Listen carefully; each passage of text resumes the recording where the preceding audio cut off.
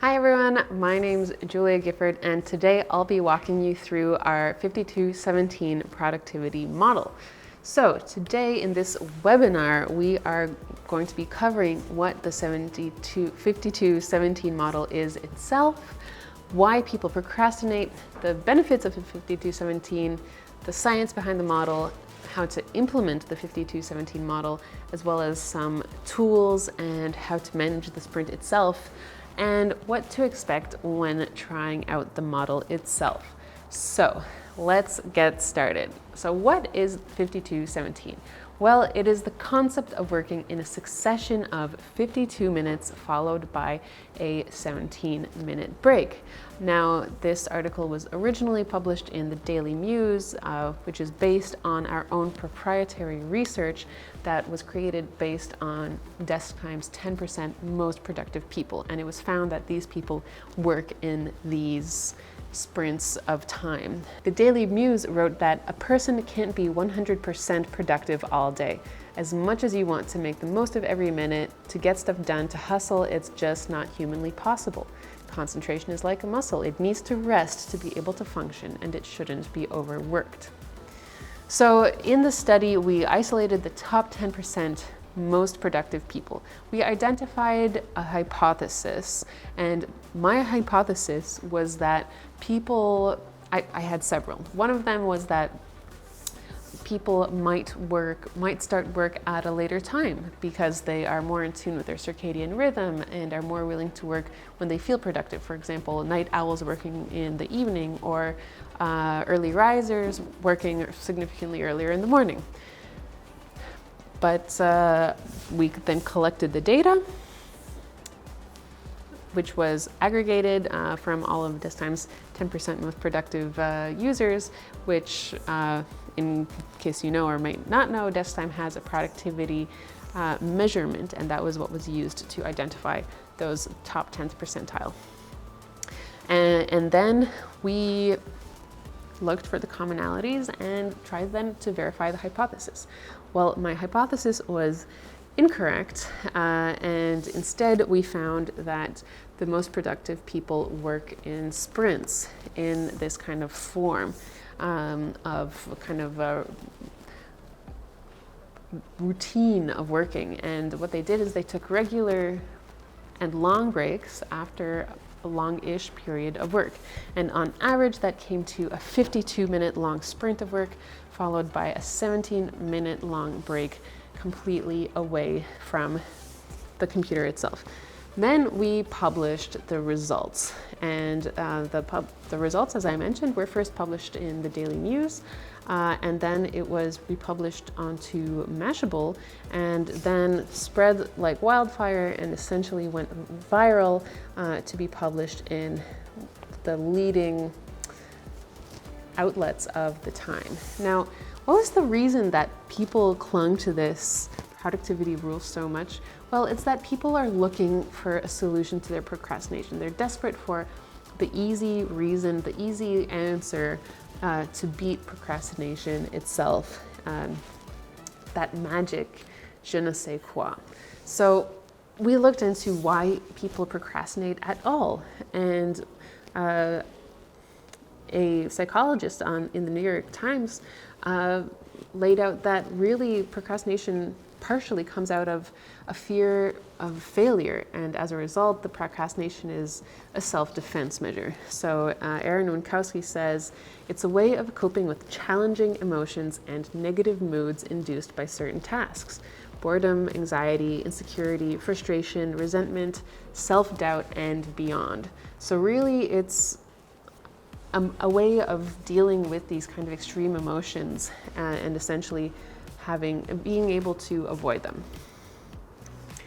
But there are also other reasons why we fail to do the work that we've been set out for. So one of them is that we're just biologically not built for it. We aren't built for sitting 8+ hours. We are built for moving around and standing and crouching and crawling and all this. Another factor is that the mind is like a muscle. It can't be clenched for 8+ hours straight and be expected to work. Like, you wouldn't expect that from a bicep. Why would you expect it from your mind? And also, we're not motivated to do the same thing for 8 hours straight. Our minds like to be diverted, we like to be challenged, and very often that work we're expected to do is very monotonous and kind of in one direction, and we are just not adapted to that. So how does 5217 help?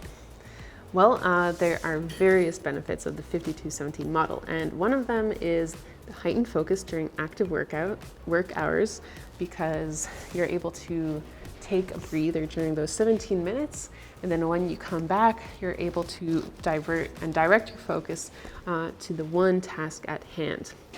There's less burnout because you have been able to mentally recharge, physically recharge, to get up, stretch your legs, move around, kind of also relieve your eyes, because sitting and looking at a computer and at screens all day is also not the best for your eyes.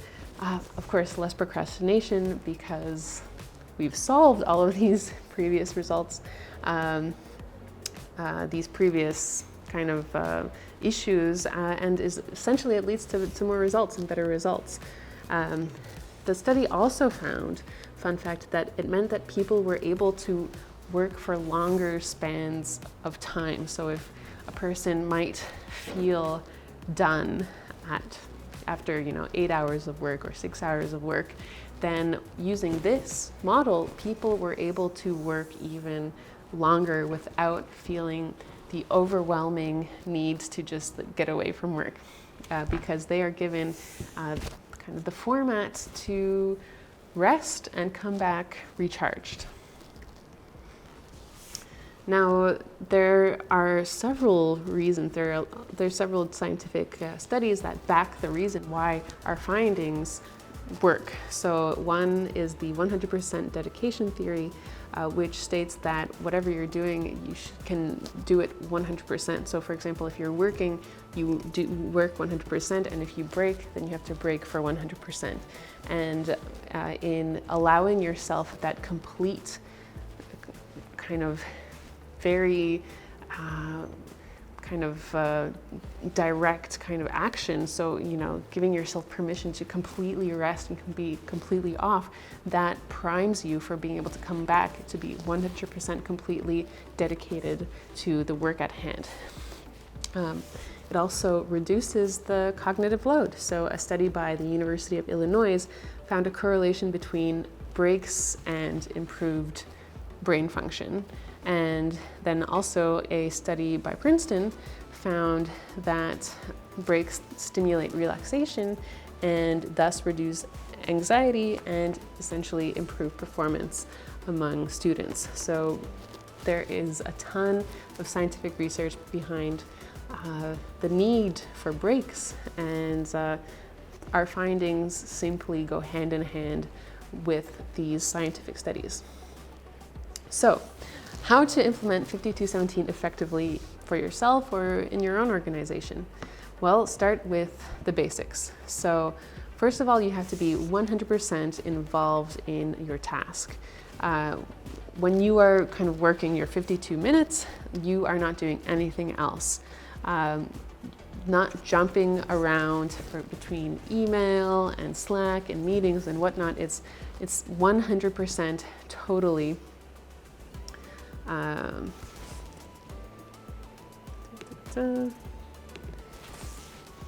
it's 100% totally in one task that you want to accomplish. So choose one large-ish task and work on that only for 52 minutes. No disruptions, let your teammates know that you won't be available, turn off all of your Slack notifications, your phone notifications, and then set a timer for 52 minutes. And then the next is the break portion. And during the break portion, it's very important to leave your computer. So stand up, stretch your legs, go away, relax your eyes, look somewhere in the distance, go outside, and do something that's not work related. And set a timer for 17 minutes. And when you're done, then you come back to repeat. So what do you do during your break? There are a few things that you can do. You could go for a walk. You can make yourself a snack, do some light exercise or stretching, which can also be the same walk or some lunges. We actually have an entire playlist on exercises you can do at the office. So take a look at our YouTube channel. So search for DeskTime on YouTube and take a look at our playlist where you'll find it. Another thing is you can talk to colleagues, you can go outside, and then, as I also mentioned, looking in the distance is also a great one. The key here is to not stay at the computer and not stay seated. So that is the main thing. So tools that can help you. Well, the first tool is DeskTime's own 5217 break reminder. You can click on the desktop app, which for Macs is at the top right corner, the circle, and you can go down to break time reminder and choose to be reminded every 52 minutes of work that you have been sitting at your computer for 52 minutes, and then it will have a little pop-up notification letting you know that that period of time has passed and you have to get moving. There's also 52-17.com, which is a tool that was specifically created for this research that we conducted. And there's also the interval timer, where you can also select the 5217 model. So what should you expect when implementing the 5217 model? Well, at first it won't be easy. It takes a while to learn the 100% dedication mindset, because you will automatically probably want to switch to the different tasks if you might be used to that, jumping between emails and Slack notifications and whatnot, and really taking this time out to completely dedicate yourself to the one task at hand is difficult, and it will take a while for you to get used to it and for your teammates and colleagues and partners to learn to respect that time. And another thing is that you might find difficulty pulling away from your task when your 52 minutes is up. And this is also completely understandable and can be expected, but remember that taking that time will let you come back and then work even longer afterwards. So even though it might not be the easiest on the surface, don't be discouraged. You will find your rhythm. You will be more productive than ever, and you'll stay mentally fresh for longer.